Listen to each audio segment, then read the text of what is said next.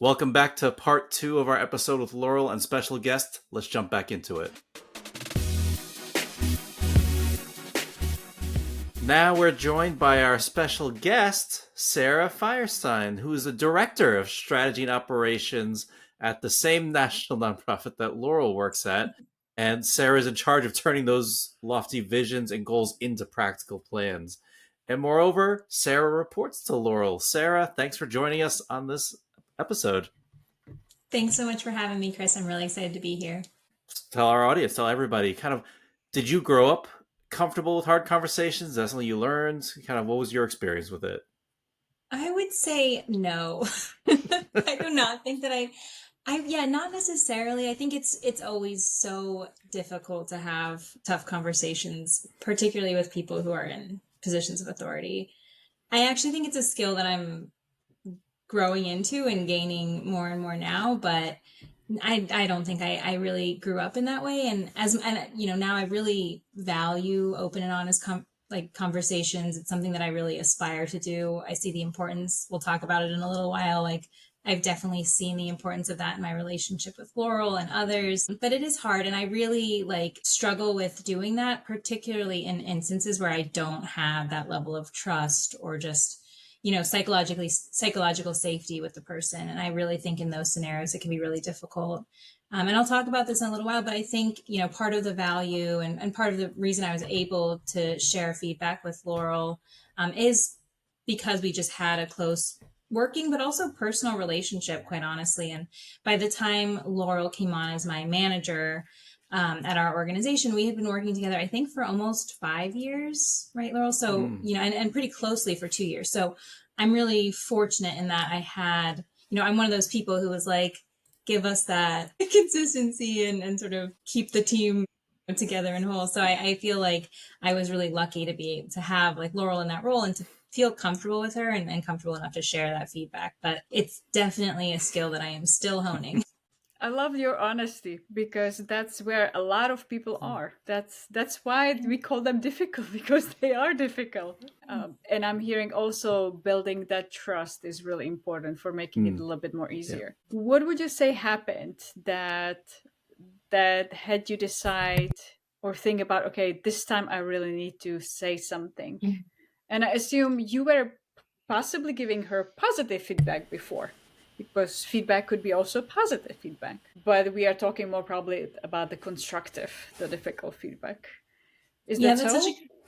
That's such a good point. I mean, I think our team in general now is really good about actually giving a lot of positive feedback too.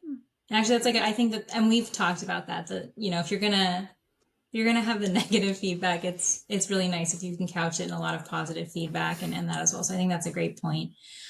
I wouldn't say it was one particular instance that sort of, everything culminated in one conflict necessarily. I don't know. We just for some, but there were a couple of things. I mean, just for some level setting, our former manager on the team had left the organization in the middle of the year last year, right as we were embarking on our next strategic planning effort, which was a huge amount of work. There were a lot of new expectations, new responsibilities for the team. We had just gotten a new CEO, so things were changing. We were all under a good amount of pressure, so tensions were just kind of high in general. And there were a few different, there were a few different times where Laurel and I would, quite honestly, just have a conflict on a meeting or sort of be talking over each other. And we would kind of come together after said meeting or conversation and be like, hey, what happened there? And kind of talk about it. So, it was almost like a series of things that kind of happened towards the end of last year. Again, when we were just going through a lot of change, there was a lot of pressure. And there's just a few times where I kind of elevated and said this is how I felt. There were, I would say specifically, we were, again, embarking on this new planning effort. We were all, I don't think it was our first, a lot of people had done strategic planning in the past. It wasn't our first time participating in it by any means, but I think it was our first time, I would say, for the entire team, really leading it at that scale. So there was a lot of learning and who is kind of responsible for what.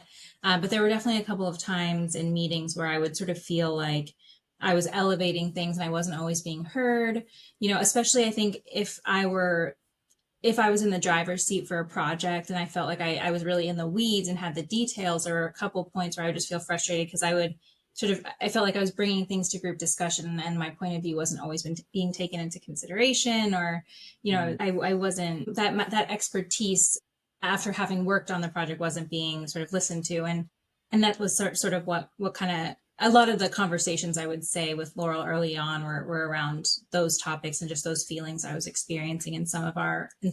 I appreciate you saying that you had that. It sounded like you had that feedback culture where you were always going to be talking about stuff and creating that psychologically safe space. I can only imagine though, like because this was building up, it must have felt higher stakes for you, or more intense than your normal feedback in some way. So, how did you go into it? How did you approach it, and how did you try to stay focused so you didn't kind of lose the thread, so to speak? Yeah. Yeah, I definitely emotions were high for all of us during that time. And it's interesting because I know, like, on the one hand, you're not supposed to confront someone in the heat of the moment, right? You're supposed to kind of like let your feelings calm down. And I definitely, I would keep that in mind. But at the same time, I also wanted to sort of address the issue as it came up, because I was like, I want to, one, be able to sort of point to a specific example rather than down the road say, like, you always make me feel this way, or like this keeps happening, without really having that. Well, one, like, just, it didn't always happen. So I didn't want to suggest that it didn't. I wanted to really have like a specific sort of instance or example where I could point to. So I did try my best to kind of bring it up as quickly as possible, even though, like, yeah, emotions definitely were a little bit high. But and then, too, I wanted to like make sure that we both sort of understood where we were coming from, and like had some memory of like what we were both feeling during that meeting. And I had a boss actually early in my tenure at our current organization who would always say no clean hands, so it's rarely the case that one party is totally without guilt, right? And I think I really tried to approach my conversations with Laurel keeping that in mind. And I say that a lot now. I really took it to heart. And it's like tension was high across the team. There was a lot of pressure. Like, I knew that I was contributing to the conflict as well. So just kind of keeping that in mind and making sure that I, really took that approach in our conversation, understood like what can we both be doing? What are sort of the shared solutions we can come to make sure we can kind of avoid future conflicts. I guess the last thing I would say, just in terms of how I approached our conversation, was that, again, like Laurel and I had a close working relationship. I have a lot of respect for Laurel. We have like a long tenure of working together. And I remember saying like really explicitly early on, like the most important thing to me, even if we're having these conflicts, is that I feel like I have a safe place to come to you with this feedback. And I remember saying like, that's the most important thing to me. I'm kind of fine if we're like working through these growing pains together, because it's like, I feel like you're creating an environment where I can bring you feedback, I can elevate concerns, and ultimately, like, what more can you really ask for? It's like, that is because like, and Laurel is very responsive to that feedback. She like has always demonstrated like a real commitment to sort of taking it in strides and like making real changes. And I hope she would say the same about me. But so it made me want to give feedback, and I really appreciated that we had that space. And I also wanted to sort of convey that it wasn't about, I wasn't trying to attack Laurel. It was really like, hey, let's come up with shared solutions. We like, we like our current working dynamic. We're both focused on the mission, the impact that we're trying to have as a team, and how can we kind of work through this together to get to that place. And I hope that's how it came across. So now I'm curious, how did it come across? Well, I think Sarah's danced around a little bit the direct feedback. One of the feedback she gave me, which was that I was gaslighting her. I don't think I used that term, though, to be clear. I thought you did. I did not. Okay. I did Laurel not. heard it though. I heard, that's what I Yeah, heard. I mean, I think that was, yeah. But like it was hard to hear that, right? But I would say, to Sarah's point, like we have a lot of trust built up between us. I think even in the moment, like I had like an immediate reaction of like, oh my God. And then I think I could catch myself pretty quickly because she was right. Like, but however you said it, I was kind of rewriting your reality to better fit the narrative that I was comfortable with. And like, what a gift to have that blind spot illuminated, because that's horrible, right? Like, that's not at all how I want to treat people. I think on a deeper level, I mentioned being in therapy a lot. I was raised by an addict. Addicts are pros at gaslighting so that they can kind of create this, at least mine was. My addict parent was very good at kind of painting this picture of the world that suited his needs and like made sense for him.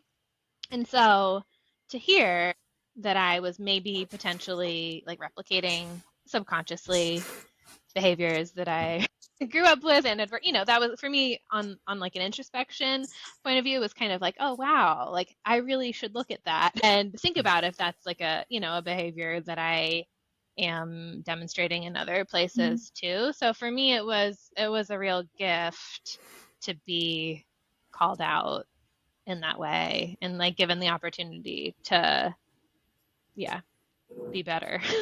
And I think to Sarah's earlier point, like having the chance then to be different and to treat Sarah differently after also has been really good for our relationship. Like we haven't like, we were fighting a lot, and I don't think we've fought since. Like I think it was a good breakthrough.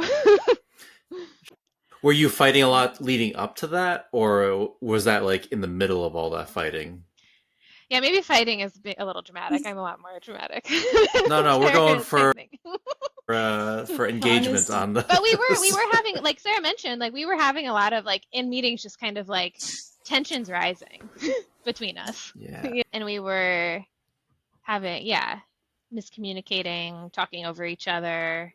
And like honestly, I think we were like most of the time we were saying the same thing, but like our tone was as if we were like emotions are really heightened in conflict. Like I kind of remember we would be like I'm saying this too. It was kind of that energy. I don't know, Sarah, is that no? 100%. accurate? Yeah, and it's interesting because exactly. I think it was like sort of it was one of the many points of tension, and I had actually wanted to express the same thing, which is to kind of get to where we sort of work together to develop solutions, or like how we like working norms together that have allowed us to get to this place. And I mean, a big part of it was just like acknowledging that we need to be actively listening to each other and asking questions, because half the time we were like pretty much saying the same thing. And it was just like how we were delivering it or wanting to like really focus on a specific part of it that was the tension. And it's like, just kind of coming to that place of being like, we're not saying different stuff has been really helpful. I'm curious, in that specific session that we're talking about where you were really going at it, how did you leave it for both sides? Laurel, how did you leave it? How did you end that conversation? Like, what did you say in response? And then Sarah, how did you receive? What was your interpretation of whatever Laurel said to you? Okay, this might be like gilding my memory of it, so Sarah, hold me accountable. But I think I said something along the lines of like, I'm gonna really do my best. Like, this is my first time kind of like being made aware of this behavior that I see you, I believe you that I'm doing this, but like it's kind of my first time being made aware of it, and so like I may need to be called out on it a couple more times, like in the moment while it's happening, to see it, but like I'm committed to paying attention to it and changing it, and like please hold me accountable to it. Is that something like what I said? That's my memory too. I feel like Laurel was very responsive, like, really, really responsive to the feedback. And like, I think that particular, I feel like that was almost tangentially, I think part of the reason that wasn't my first example that came to mind was like, that was almost more on the personal side than even some of the conflicts that we were having about work things. It was, no, but as I noted earlier, like Laurel has always shown like a real commitment to kind of acknowledging the ways in which she is like contributing to the conflict. I hope I do the same, but it's like, and has always like demonstrated like a real willingness to kind of change behavior as a result. And I remember the same, like her, and remember her saying like, no, it's totally fair. Like you like and using the term like gaslighting. And I actually don't think I had considered it in that light initially when it happened, to be honest with you. And I think actually like when she used that term, I was kind of like, yeah, because I remember saying like this is my personal experience, like with somebody else we were dealing with at the time, and I'm trying to convey that to you, and I feel like you're telling me my experience isn't what it was, but it is that. And like and that, like all I have is that. And when I express that experience to you, I'm not looking for you to say like justify that person's behavior or explain it to me. It really is just like I just want honestly a listening ear. And I think like absolutely Laurel has, I feel like I think I don't feel like I've really experienced that since we had that. And yeah, always I feel like it was acknowledged in the moment, and we've definitely come a long way since then. I also really want to acknowledge Laurel for being able to receive that, because I think that takes a lot. So both of you really having the courage to have that communication and conversation. Laurel, I'm curious, what helped you really hear it rather than go into, the defense or shutting down? I think I mean, like honestly, it was like the emotion in the moment. Like I could feel how hurt Sarah was by how I wasn't listening to her, and that I almost like I'm like tearing up now thinking about it. Like I'm so sorry that I did that, you know. I am tearing up. But like, yeah, I don't know. Like it's hard if you've like hurt somebody. I don't know. Like if it's it felt really serious to me, and I needed to listen to it. I don't know. I don't think that's a very helpful answer. I think it is. It sounds like empathy. Rather than yeah. making it about you at that moment. Yeah. You really wanted to, you felt her. You had your heart open in one way and really had empathy for her and didn't want her to feel the pain. And also her courage to share her emotions and share her experience rather than blaming, but really sharing this is how it feels. It sounds like that made you also hear that. Definitely. And Sarah's described it really well, but like we were working so close. I need a better tense in the English language. We were working very closely together. We are working very closely together. And like we need each other, right? Like we were going through this moment of real change and transformation and like trying to figure out this new context, and it was really hard and really stressful. Like we need each other. Like we can't do it without each other. I think that's also a real kind of the point I made earlier about like there has to be like a reason for the difficult conversation, or like there has to be a reason to take the risk, right?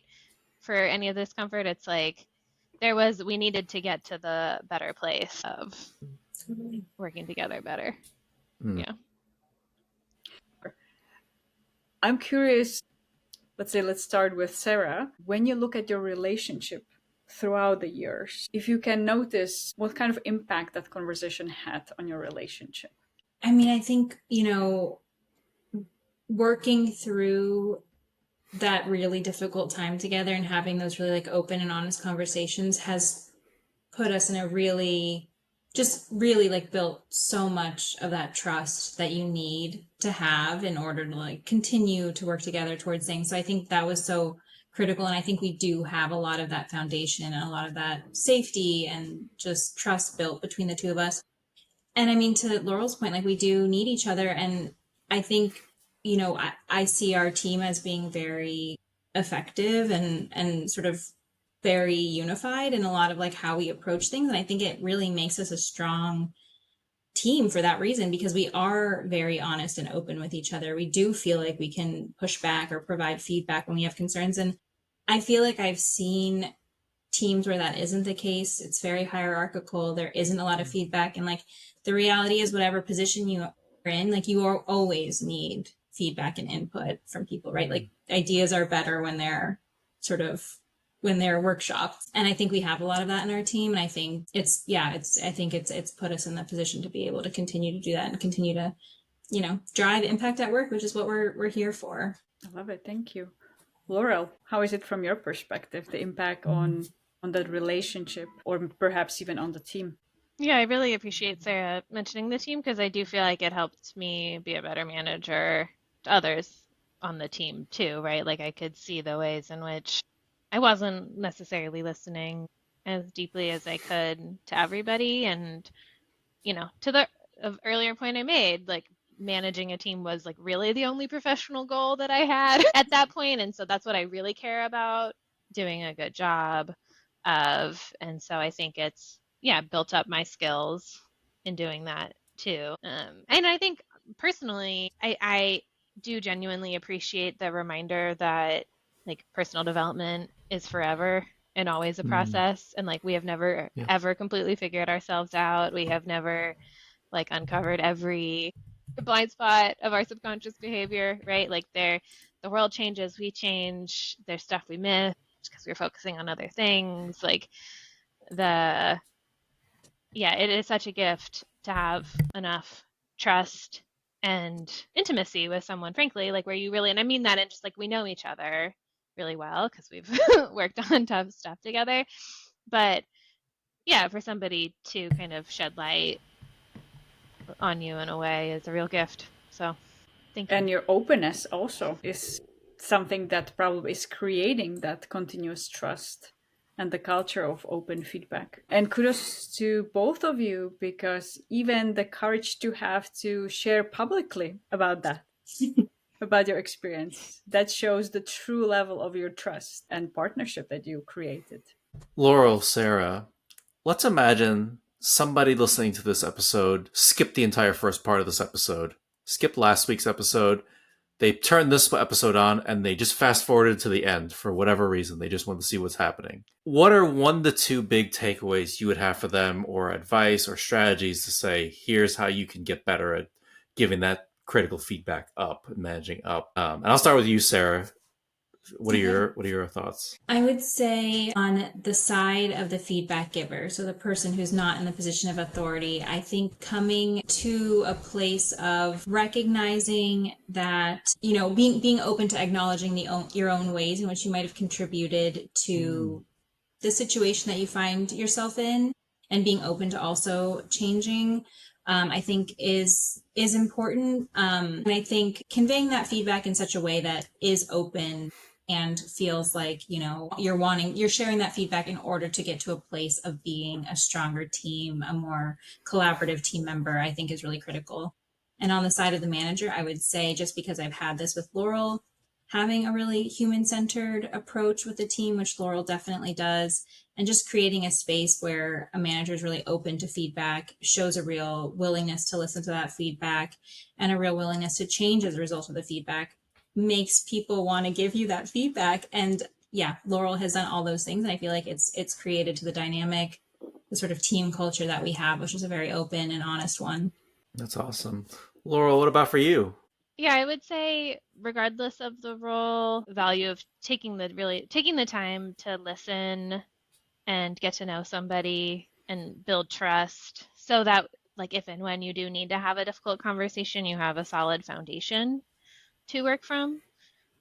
Lucie, I loved what you said around really thinking through the risk of not having the conversation and weighing that. I think that's a real important motivator and thing to keep in mind, and like a tool to harness some courage to have the conversation. And I think building on what Sarah said, in the position of a leader, I would say almost like the virtuous cycle of disrupting some of the power dynamics that you're supposed to have, right? Like I do feel like I've tried to create a space on the team, and I've explicitly, not just Sarah, but invited everybody to hold me accountable to being better.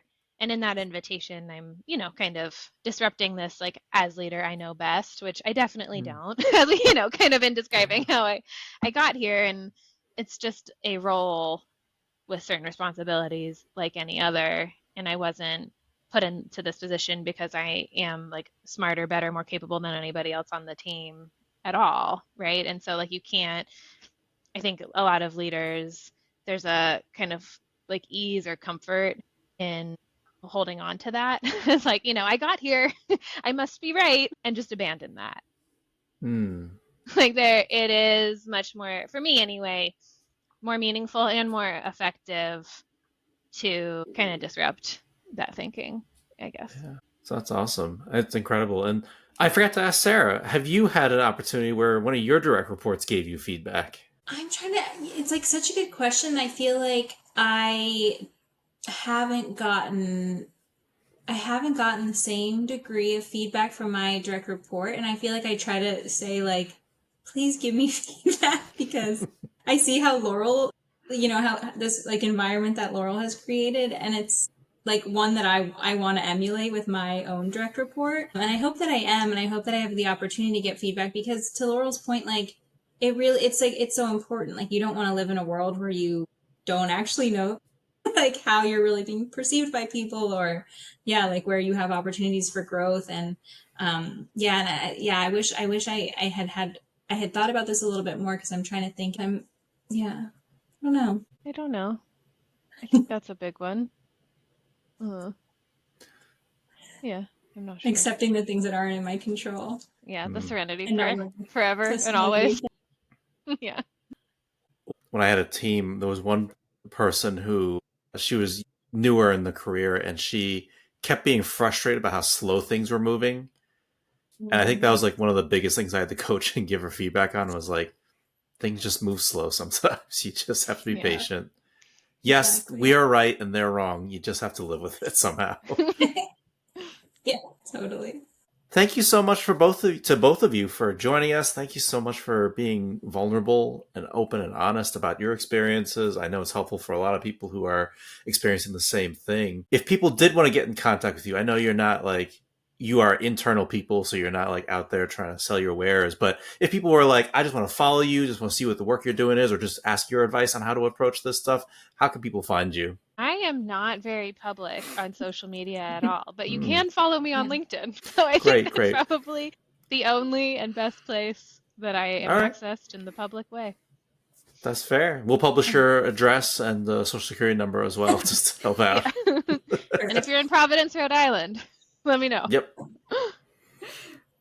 Same, much like Laurel, I don't have a super public presence, but I'm definitely happy to connect with anyone on LinkedIn so I can share those details with you. If you're part of the community development industry, like myself and Laurel, I also support a community development women's group that people are welcome to join on LinkedIn as well. And we share sort of updates about the industry and happenings. But yeah, always down to connect on LinkedIn. Great. And we'll link all that in the notes so people can find it. Lucie, what do you got going on? Anything? How can people find you and connect with you? One way is LinkedIn. A disclaimer though, I might take time to respond there. I still have a long backlog. So one of the best ways is through my website, through the contact form. If you also want to take an assessment and see what kind of mental mind traps may be holding you back from having your own difficult conversations or sabotaging you and your relationships, you can go also to mindfittery.com/befree. And Chris, what about you? What's going on for you right now? How people can connect with you?